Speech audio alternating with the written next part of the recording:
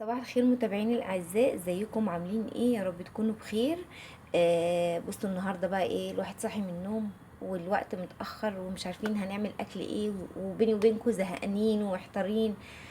قعدت ادور في التلاجة، لقيت عندي كوسايتين وشويه فاصوليا وجزر وعندي بصل وطماطم، فقلت ايه، انا هعمل طبق خضار كده سوتيه مشكل على بعضه، ني في ني كده، واحطه في الطاجن واحطه في الفرن.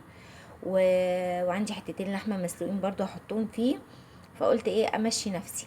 يلا نشوف هنعمل من شوية خضار كده او اي بقايا حاجات في التلاجة عندنا، ممكن ان احنا نقدر نعمل بيهم طبق رئيسي، ونعمل جنبيهم شوية رز. وممكن من غير لحمة، من غير فراخ، من غير اي حاجة.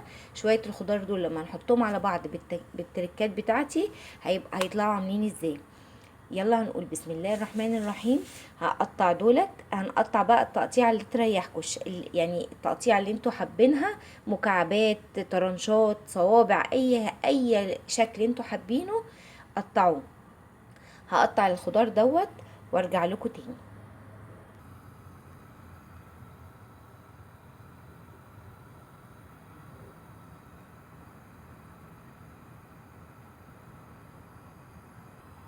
بصوا يا حبايب قلبي، ده شكل الخضار بتاعي اهوت لما قطعته.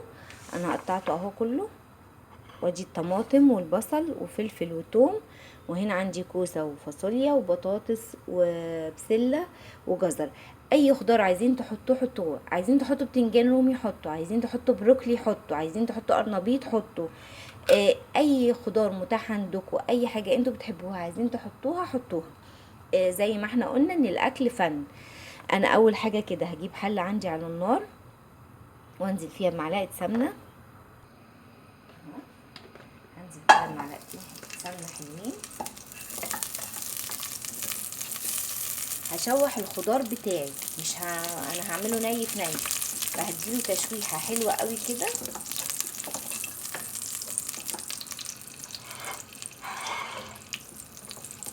السمنه بس تسيح.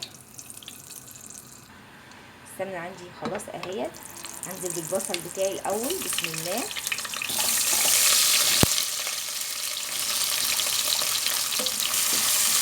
انا مش هحمر يا جماعه، انا هدي بس تقليبه كده تشويحه.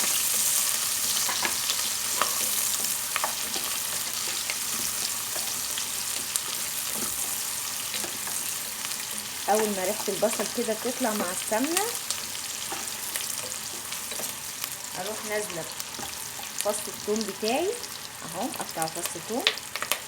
وبعدين الفلفل، ده فلفل حامي اختياري، عايزين تحطوا رومي حطوا، مش عايزين تحطوا فلفل ما تحطوش. وهبدا اشوح كده، اطلع ريحه الخضار بتاعي مع السمنه كده.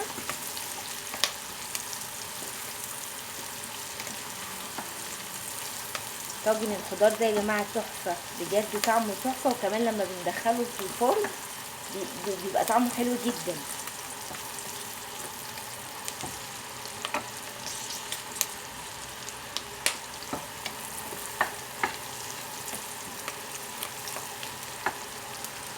وسهل وما بياخدش وقت خالص.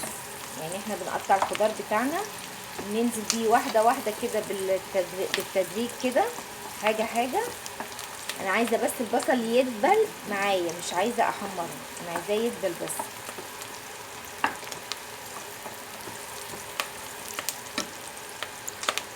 خلاص كده. هنزل بقى بالطماطم بتاعتي مقطعاها مكعبات اهو.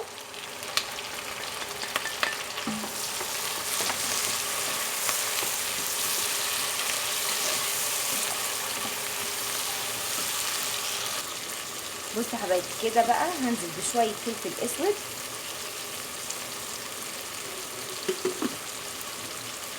خلاص، وشويه ملح، ملح وفلفل ونقطه قرفه بس. يعني حاجه بسيطه من القرفه. انا عن نفسي احنا بنحب طعم القرفه مع الطاجن الخضار ده. اللي ما بيحبش طعم القرفه ما يحطش. فانا هنزل بنقطه كده بس من بهارات من القرفه بتاعتي اهو، حاجه بسيطه مش كتير، تديني طعم حلو قوي.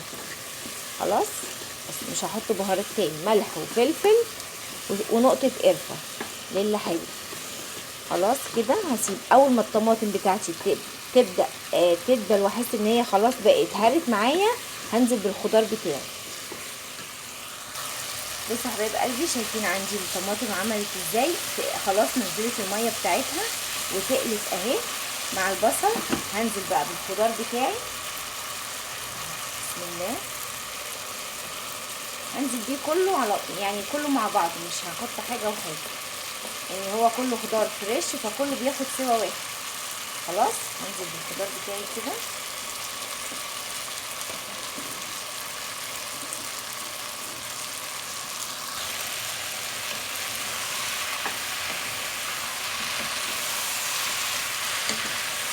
ابدا بقى ايه اشوح كده اهو لحد الخضار بتاعي ما يدبل خالص. هينزل طبعا الخضار، هينزل ميته.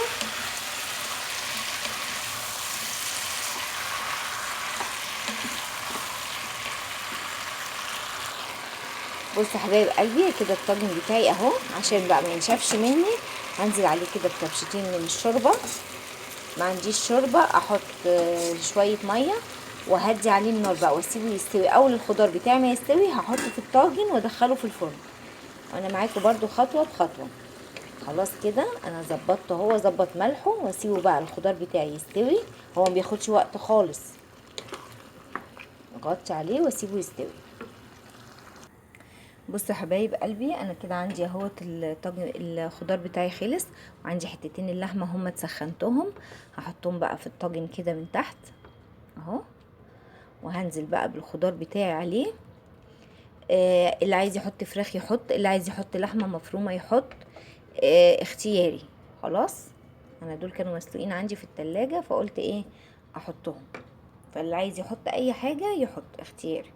انزل بقى بالخضار بتاعي كده في الطاجن اهو زي ما انتم شايفين كده، شويه شوربه بقى كده، وادخله بقى الفرن وايه واسيبه يعيش مع نفسه كده بقى، واللحمه تشرب من صوص الخضار وايه ويطعم ويبقى جميل. خلاص اهو كده اهو، هدخله بقى الفرن. نعمل بقى جنبيه شويه رز، انا عملت طبعا معاكم الرز قبل كده. دخله الفرن واوريكم شكله بعد ما وشه يتحمر ويطلع من الفرن شكله عامل ازاي. بصوا حبايب قلبي، ده طاجن الخضار بتاعي بعد ما طلع من الفرن. شايفين عامل ازاي؟ لسه بيتكتك ازاي؟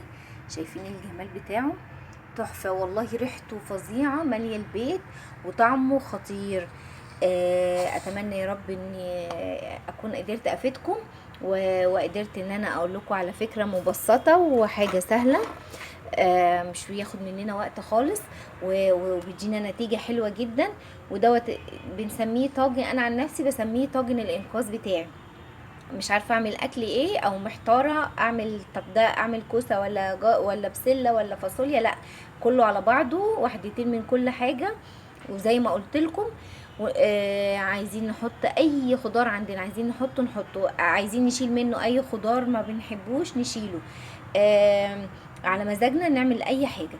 خلاص يا رب اكون قدرت افيدكم يا رب بمعلومه ووصفه جديده. واتمنى بقى دعمكم ليا، ما تنسونيش في اللايك الجميل بتاعكم وكومنتاتكم الحلوه. يلا اسيبكم، دمتم في رعايه الله وامنه. السلام عليكم ورحمه الله وبركاته.